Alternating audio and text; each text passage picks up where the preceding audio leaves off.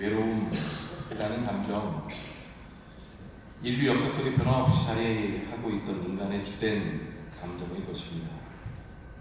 시대를 막론하고 인간사 속에 외로움은 적지 않은 영향을 주고 있음에 분명합니다. 그런데 특히 요즘 우리는 이 외로움이라는 이슈를 사회적으로 크게 체감하고 있습니다. 소위 고독사라는 말이 등장할 정도로 나이가 드시고 홀로 지내시면서 외롭게 홀로 인생을 마감하게 되는 경우가 늘고 있습니다. 평균 수명이 길어지고 또 대가족 제도에서 핵가족화되면서 이런 경향이 더 늘어가고 있죠. 평균 수명이 비교적 높은 일본의 경우도 이미 한국이나 다른 나라에 비해서 고독사에 대처하는 문제가 더 심각하게 큰 이슈로 그렇게 등장을 했다고 합니다. 제도적으로 이렇게 홀로 계시는 우리 어르신들을 나름 체계적으로 관리하는 데 힘을 많이 쓴다고 합니다. 물론 그렇게 관리하는 방식이 어르신들에게는 불편한 마음을 주게 되는 경우가 있겠죠. 우리 어르신들의 어떤 프라이버시라든지 그 나름의 홀로 계시는 그 삶을 누군가가 이렇게 침범하는 것 같은 불편함이 분명히 느껴질 것입니다. 그래서 이런 방법을 사용을 한다고 합니다. 굳이 어르신들의 그 일상의 삶에 깊이 관여하고 나름 관리하는 그러한 모습이 아니더라도 어르신들이 어떻게 살아가고 계시는지를 이렇게 보는 그런 방법으로, 다시 말하면 잘 계시는가라는 것을 일단은 확인하려고 하는 거죠. 매일 아침마다 매일 오전마다 그 현관에다가 자석을 붙이게 한답니다. 그럼 이제 그 어르신들을 관리하는, 일정 지역의 그 어르신들을 관리하는 사람이 이렇게 지나가면서 집집마다 그 현관 앞에 그 자석이 붙어 있는가를 확인하고, 붙어 있으면 잘 지내시는구나 이렇게 하고 그냥 이렇게 지나간다는 거죠. 그러면서 이제 그 자석을 다시 떼놓으면 또다시 그 다음날 붙여놓으시고, 그런 방식을 사용한다고 합니다. 어르신들의 프라이버시를 침해하지도 않으면서 어르신들의 어떤 그러한 일상의 삶들을 이렇게 돌아보는 거죠. 심지어 커피포트라든지 일상생활에 매일매일 주로 사용하는 그런 전자제품의 사용을 원격으로 확인하는 경우도 있다고 합니다. 이렇게 원격으로 사용을 하시면 원격으로 보면서 잘 지내시는구나 라는 것을 확인한다는 거죠. 그만큼 오랜 삶을 살아갈 수 있는 것이 그런 어떤 복이 주어진 것이기도 하지만, 동시에 홀로 사는 우리 인생의 외로움을 한 단면을 보여주는 것 같아서 가슴이 찡하기도 합니다. 저도 홀어머니가 한국에 혼자 사시기 때문에 이런 얘기를 들으면 남의 이야기 같이 들리지 않아요. 진짜. 전화를 해서 받지 않으시면 어디 계시는가 굉장히 궁금하기도 하고요. 그래서 여러 차례 전화를 시도하기도 합니다. 우리 가운데도 큰 홀로 외로운 시간들을 이렇게 지내실 수밖에 없는 상황에 계신 분들도 계시고, 또 멀리 한국에 그런 부모님을 두고 계신 분들도 여러분 계실 거라 생각합니다. 이런 이야기는 결코 제 남의 이야기가 아니라는 것이죠. 바로 내 어머니, 내 아버지 이야기이고 나의 이야기이기도 하고요. 이처럼 외로움이라는 것이 그저 인간에게 주어지는 자연스러운 감정이라고 생각하고 넘기기에는 결코 가벼운 주제만은 아닐 것입니다. 이런저런 생각을 하다 보면 결국 드는 생각이, 참 인생이라는 것이 쉽지 않구나. 훨씬 오랜 인생의 경륜을 가지신 여러분들이 계시는데 이런 말씀을 들어서 송구합니다만, 곰곰이 생각해보면 해볼수록 인간이라는 것이 태어나면서부터 결국에는 더 힘겹고 더 두렵고 더 외로운 자리를 찾아가는 그렇게 시작하는 여정과도 같다라는 생각을 해보게 됩니다. 엄마 뱃속이 얼마나 안정감이 있겠습니까? 우리 모두 기억은 안 납니다만 아마도 엄마 뱃속이 가장 편안하고 안정감 있는 곳이겠죠. 아니 우리는 추측합니다. 그 엄마의 그 좁은 뱃속이 얼마나 답답할까. 하지만 그 아기에게는 이 넓디 넓은 세상보다 편안하고 안정감 있는 곳이 바로 외롭지 않은 곳이 엄마의 뱃속일 겁니다.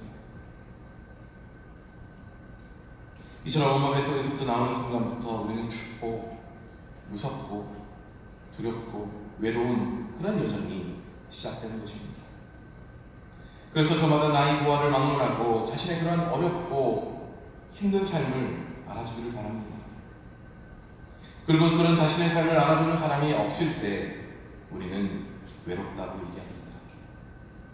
나에게 격려해주는 손길이 느껴지지 않을 때, 나를 인정해주는 그러한 사람이 보이지 않을 때 우리는 외롭다라고 이야기합니다.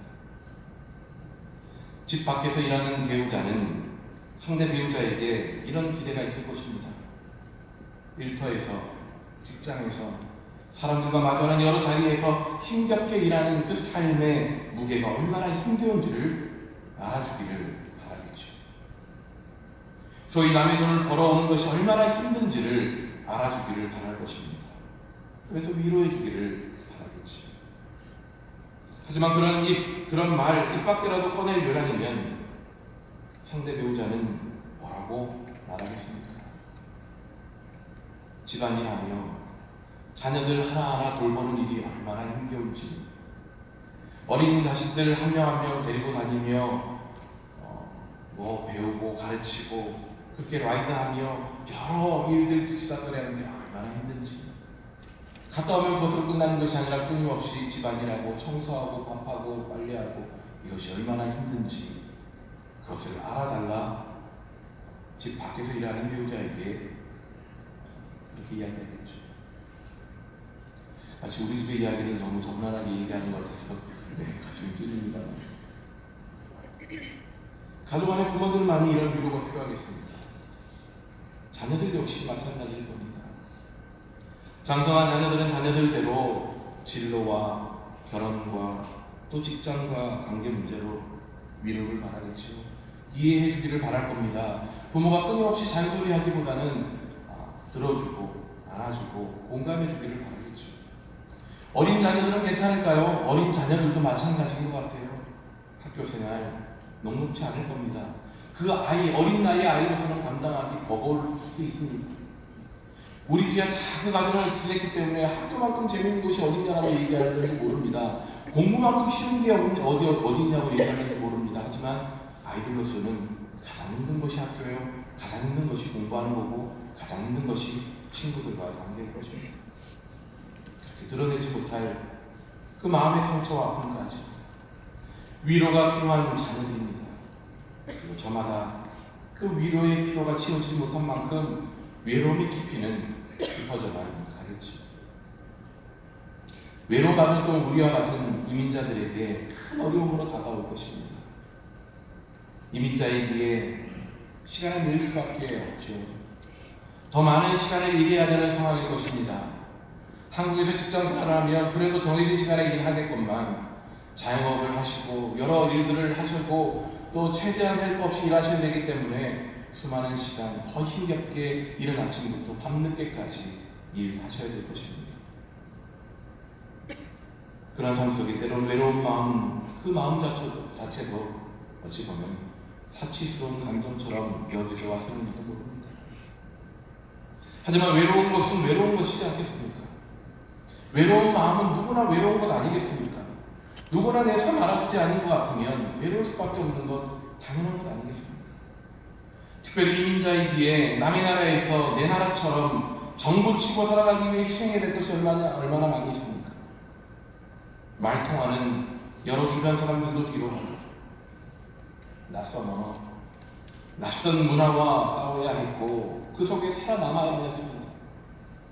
무시하고 차별하는 상황도 그러려니 하고 그렇게 마치 무던하게 그냥 넘겨버리듯이 그렇게 지나쳐온 일들이 얼마나 많이 있습니까? 뭐라고 나를 무시하는 것 같고 뭐라고 나를 향해 욕하는 것 같지만 때로는 알아듣지도 못해서 때로는 알아들음에도 불구하고 그럼 내가 뭘 할 수 있을까라는 생각에 그렇게 마음 접고 그렇게 살아올 때가 얼마나 얼마나 많으셨습니까? 우리 내면은 여러 상처와 외로움으로 점점 채워져 가고 있을 것입니다. 이런저런 이야기를 꺼내 넣을 때마다 그래도 여기까지 버티고 있음이 대견하다 싶을 정도로 우리는 외로운 여정을 달려왔고 달려가고 있습니다. 그러면도 여전히 우리가 이 외로움의 문제에 대해서 바로 이해하지 않고 넘어가면 안 되는 이유가 외로운 이민의 삶은 앞으로도 우리 속에 계속될 것이기 때문입니다. 아니, 인간이기에 그 끊임없이 품어야 될 외로움, 감정, 우리에게 끊임없이 밀려올 것이기 때문입니다. 나를 알아주는 사람보다는 나를 오해하는 사람들이 더 많은 것 같고, 내 마음의 진심을 좀 알아주면 좋겠건만 그 진심은 고사하고 너무나도 쉽게 나를 판단하는 목소리가 내 인생 속에 너무 많이 들리기 때문에 이 외로움은 우리 인생 가운데 결코 떠나가지 못하는 그런 감정인 것입니다. 이 외로움의 감정을 우리가 제대로 다스리지 못하면 결국 우리 인생은 지치고 험난한 인생이 될 수밖에 없다는 거죠. 오늘 우리는 그 외로움의 문제 앞에 직면한 또 한 분을 만납니다. 계속되는 예수님의 사역 속에 많은 일들이 일어나고 있었습니다. 치유와 회복이 있었죠. 기적의 사건들이 연이어서 일어나고 있었습니다.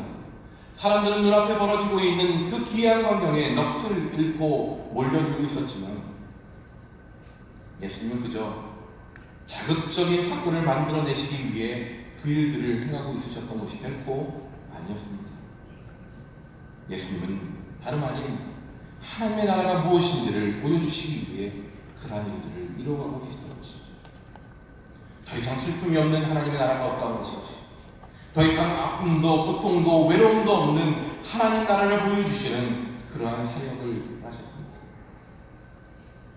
그런 가운데 한 사람이 예수님께 다가오죠. 그는 바로 서기관이었습니다. 서기관은 구약율법 토라의 전문가였습니다. 그 역시 신기한 광경을 계속해서 지켜봤겠지요. 그리고는 내심 결정했던 것 같습니다. 야, 저 사람이라면 내가 좀 더 뭔가 배울 거리가 있겠구나. 저 사람을 따라가면 저 사람의 내가 제자가 되고 저 사람으로부터 많은 것들을 내가 들으면 내가 좀 더 전문적인 구약율법의 토라의 전문가가 될 수 있겠구나. 저 사람이야말로 훌륭한 선지자일 거야 라고 생각하고 내심 결정했던 것 같습니다. 그래서 예수님께 나와 이렇게 말하죠. 선생님, 나는 선생님이 가는 곳이면 어디든지 따라가겠습니다. 물론 예수님의 마음을 제대로 읽지 못한 지극히 자신의 목표로 하는 것을 얻을 수 있겠다라는 데서부터 나온 그러한 결정이었을 겁니다. 하지만 예수님은 그의 마음을 분명하게 읽고 계셨죠. 그 서기관 마음속에 있는 흥분된 마음, 그가 품고 있는 기대가 무엇인지를 아셨기에 예수님은 이렇게 말씀하셨습니다. 여우도 굴이 있고 하늘을 나는 새도 보금자리가 없지만 인자는 머리 둘 곳이 없다.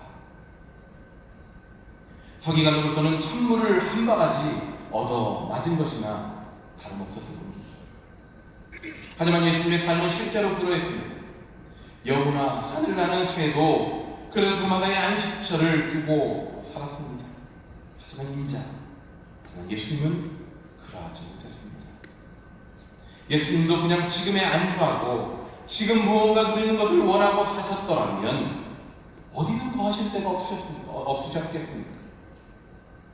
하지만 예수님은 당신이 가셔야 할 그 길이 십자가의 길임을 아셨기에 멈추어 어딘가에 안주하는 그 순간 십자가의 길은 막히고 예수님이 이 땅에 오신 이유는 그것으로 끝이 날 것임을 누구보다도 잘 알고 계셨기에 예수님은 어느 한 곳에 머리 둘 곳을 찾기를 바라기보다 그것을 거부하시고 예수님은 끊임없이 십자가의 길을 걸어가시기로 작정하셨죠. 그러하게 사람들의 조롱과 시비가 끊이지 않고 점점 더 고통과 시련이 다가오는 자리로 그렇게 나아가셔야 했음에도 불구하고 예수님은 그 길을 가는 것을 멈추지 않으셨습니다. 누구도 이해해 주지 않는 외로운 길이었습니다. 여러분, 마라톤을 뛰는 사람들이 있죠.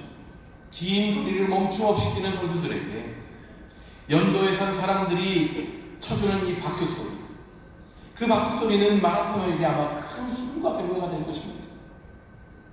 완주의 길이 외로운 길이라고 말하지만 그건 아마도 누구도 대신해서 뛰어줄 수 없는 마라톤의 길이기에 외롭다 말하는 것이지, 뛰는 그 길 연도에서 박수쳐 주시고 힘내라라고 하는 그 목소리를 듣는다면 아마도 적지 않은 위안이 될 것입니다. 하지만 예수님의 그 긴 십자가를 향한 여정은 그러하지 못했습니다. 저자가 왜 뛰고 있는지조차 사람들은 이해하지 못했죠. 도대체 무슨 길이길래 저렇게 땀을 뻘뻘 흘리며 힘들게 뛰어가는가, 사람들은 조롱하며 비난하기 시작했습니다. 오히려 달려가는 예수님을 향해 야유를 품기 시작합니다. 심지어 이런저런 오물을 던집니다. 돌을 던지기 시작합니다. 그 길을 달려가는 것이 못마땅했습니다. 인간으로 오셔서 인간의 모든 감정을 함께 느끼셨던 예수님이셨기에 그 길이 즐겁고 기대 가득한 길만으로 여겨지진 않았을 겁니다. 멈출 수 없는 길임을 아셨고, 그래서 그 어디에도 머리둘 곳이 없는 그러한 길을 계속해서 달려가는 길임을 아셨지만, 그런데 예수님은 외로우셨을 겁니다. 어느 누구 하나 그 야유에 앞서서 대신 예수님을 변호해 주지 않았습니다. 어느 누구 하나 날라오는 그 오물을 대신 맞아주지도 않았습니다. 어느 누구도 예수님 달려가는 그 긴 십자가의 길에 동참해서 같이 뛰어주는 사람 한 명 없었죠. 홀로 달려가는 그 길, 사실 그 연도에서 야유하며 손가락질하는 그 조롱하는 그들을 위해 달려가는 길이었지만 예수님은 멈출 수가 없었습니다. 야, 내가 왜 뛰는지 아느냐, 내가 바로 너희들을 위해 뛴다라고 얘기하고 싶었지만, 그러면서 에이 못 뛰겠다라고 하고 포기하고 싶었겠지만, 예수님은 그 길을 결코 포기하지 않으시고 끝까지 예수님은 뛰셨습니다. 외로이 그 길을 그렇게 달려가셨습니다. 서기관을 향해 하신 그 말씀은 그렇게 예수님이 가셔야 될 힘겹고 외로운 길을 설명하시는 것임과 동시에 서기관 자신 역시 이전에 가져왔던 그 모든 기존의 기득권, 자신이 기대하고 있는 모든 것마저도 다 내려놓아야만 갈 수 있는 길이라는 것을 설명하시기 위함이었습니다. 예수님이 달려가신 그 길, 그 십자가의 길, 어느 누구 하나 동참해주지 않는 그 길을 걸어가시는 바로 자발적인 외로움에 참여다라고 말할 수 있습니다. 우리가 만날 예수라는 책에서 김지철 목사님께서 쓰신 표현하신 말을 빌려서 제가 표현해 본다면, 자발적인 외로움의 길을 예수님은 선택하신 것입니다. 누구도 찾지 않을 외로움의 자리, 그 십자가의 길을 예수님은 선택하신 것이죠. 그래서 자발적인 외로움의 선택인 것입니다. 예수님의 외로움을 내가 누리는 외로움과 동일한 것으로 생각한다면 여전히 우리는 예수님의 외로움을 온전히 이해할 수 없을 것입니다. 왜 그 길을 자발적으로 선택하셨나 공감하기가 어려울 겁니다. 오늘 본문의 짧은 구절 안에서 그 이유를 찾는 것이 역시 쉽지 않아 보입니다. 하지만 곰곰이 예수님께서 주셨던 이 한 구절의 말씀을 가지고 제가 한번 하루를 실험을 해보았습니다. 여우도 굴이 있고 공중에 새도 거처가 있을 때 인자는 머리 둘 곳이 없다. 이 한 구절을 깊이 있게 한번 생각해 보았습니다. 이 말씀이 도대체 무엇을 말하기 위해 얘기하셨을까? 어떤 마음의 결론을 가지고 이 이야기를 하셨던 것일까? 여우도 굴이 있고 공중에서도 거처가 있는데 인자는 머리 둘 곳이 없다. 이 말씀을 무언가 대단한 존재를 찾은 듯이 나는 희망찬 모습으로 예수님께 나오며 선생님을 따르겠다라고 하는 서기관에게 하셨다는 것은 단지 비관적인 자신의 심세를 얘기하면서 야, 내 길이 얼마나 비관적인 줄 알아? 야, 내 길이 얼마나 힘든 건지 알아? 너 내 길 따라오려면 이런 힘든 길 따라와야 돼 라고 얘기하려고만 하시는 말씀입니까? 그것이 아니더랍니다. 그러한 메시지를 줌과 동시에 더 깊은 의미가 있다는 것. 당신께서 가시는 그 길이 어떠한 의미인지를 분명히 아셨기에 하실 수 있는 말씀이었습니다. 당신이 깨닫고 하시는 그 길의 의미를 서기관 당신도 어느 정도 깨달아야 이 길을 함께 할 수 있다는 것, 그리고 그런 인생을 너도 버틸 수 있다는 것을 말씀해 주시는 겁니다. 현실적으로 그 길, 십자가의 길을 따르는 것은 힘든 일입니다. 머리들 곳조차 없는 끊임없이 한 가지 목표를 향해 달려가야 하기 때문입니다. 하지만 그 길이 그 무엇보다도 가치 있는 길이기에, 그리고 그 길이 가지는 그런 의미를 예수님은 이미 깨달았고 확신하였기에 그렇게 당당히 그렇게 자신있게 말씀할 수 있었던 것입니다.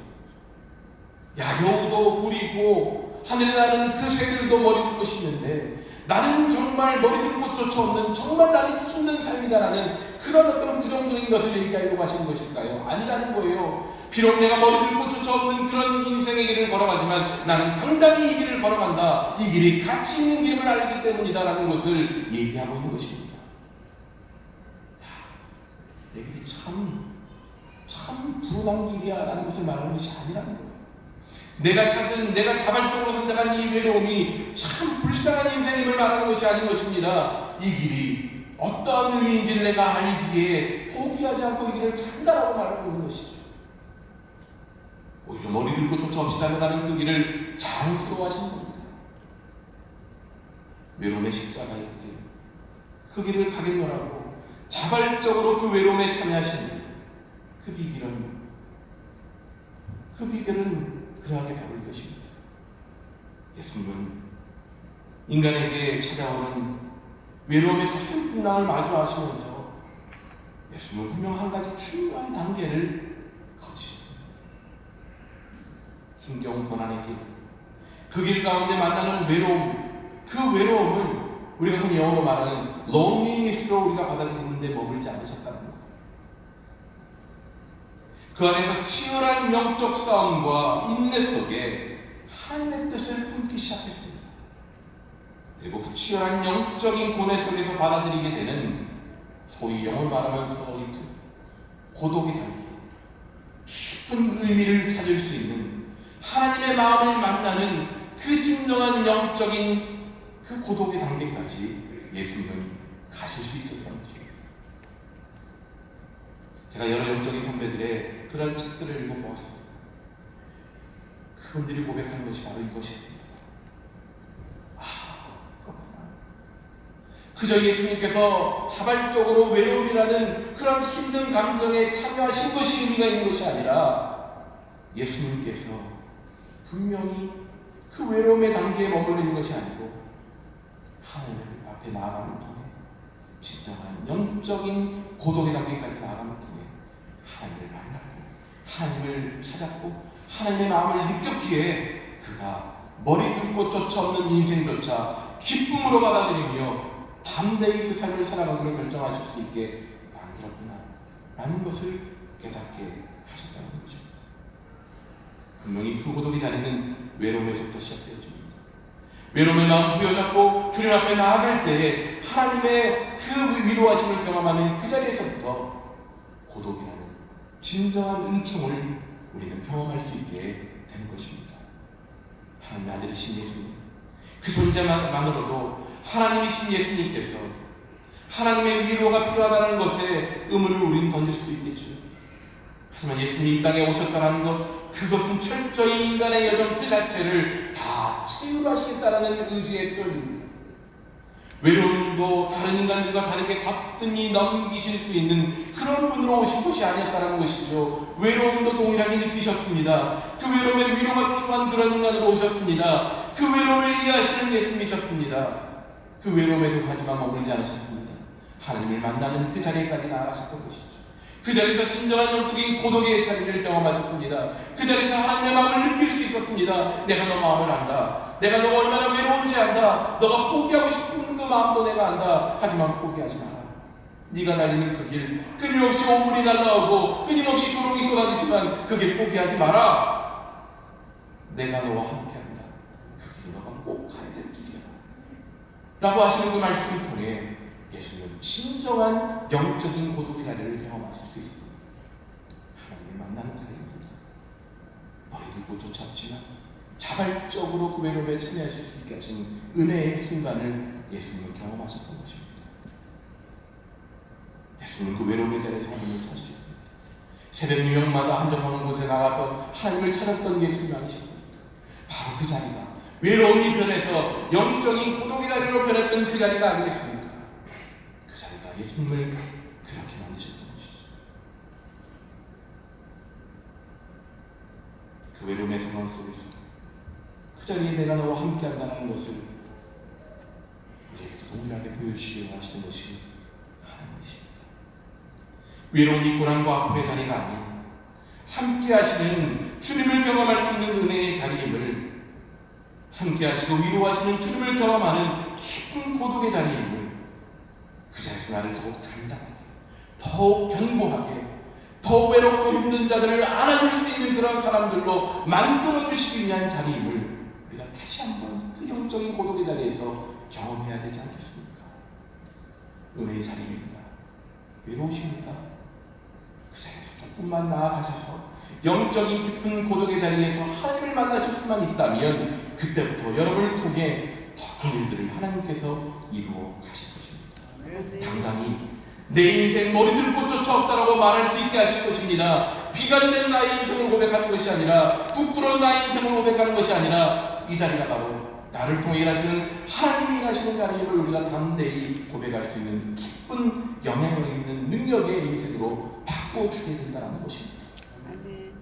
오늘도 다시 우리가 돌아가게 될 우리의 삶의 자리는 여러 삶의 고난과 시련 속에 외로움을 직면할 수밖에 없는 자리입니다. 어디 외로움 없는 자리 없을까 찾지 마십시다. 외로움이 없는 자리는 없습니다. 그래서 두렵습니다. 저 역시도 두렵습니다. 때로는 원망스럽기도 합니다. 하지만 그 외로움의 길을 걸으셨던 예수님이 우리에게 말씀하십니다. 인자는 머리 들 곳이 없다. 외로움에 더 큰 외로움을 안겨주시는 말씀 같지만 그렇게 나는 십자가의 길을 쉼없이 달려갔다는 말씀입니다. 그 십자가의 길을 감은 그 십자가의 달림은 너희의 외로움을 채우라며 그런 확증입니다. 너희를 외로움의 한계 안에 머물게 하지 않으시고 그 가운데 진정한 위로와 회복을 이루어내신다는 약속함임을 우리에게 보여주시는 것입니다. 여러 이유로 외로움 속에 아파하시는 분들이 계신다면 그 외로움 속에서 함께 아파하시며 우리를 바라보시는 주님을 찾으십시다. 알 수 없는 삶의 고난, 시련, 왜 나만 이런 일을 당해야 되는지 알 수 없는 막막함 속에서도 다시 한번 용기 내시고 힘을 내어서 주님을 찾으십시다. 그 주님 앞에 나아가실 때 내 마음의 외로움, 내 영혼의 깊은 고독의 시간이 될 것이고 그 고독 속에 우리를 만지시고 회복시키시고 용기 주시니 함께 그 외로움의 길을 걸어가자 말해주시는 주님을 더 깊이 있게 만나게 되실 것입니다. 이제 이번 주 수요일부터 사순절이 시작되어집니다. 그저 형식적인 기간이라 의미가 있는 것이 아닙니다. 왜 우리의 믿음의 선배들이 이 기간들을 정해서 예수 그리스도를 묵상했는지 우리가 결코 가벼이 여길 순간이 아닙니다. 이 순간이 바로 더 깊은 영적인 고독의 순간을 경험할 수 있는 은혜의 시간임을 기억하십시다. 우리를 위해 아낌없이 모든 것을 내어주심으로 구원의 길을 열어주신 주님을 더 깊이 만나시고 외로움이 건강하고 영적인 고독의 자리, 깊은 은총의 자리로 옮겨지는 은혜와 기쁨을 경험하게 되는 저와 여러분, 우리 다음시교회 모든 식구들 되시기를 간절히 소원하고 축복합니다.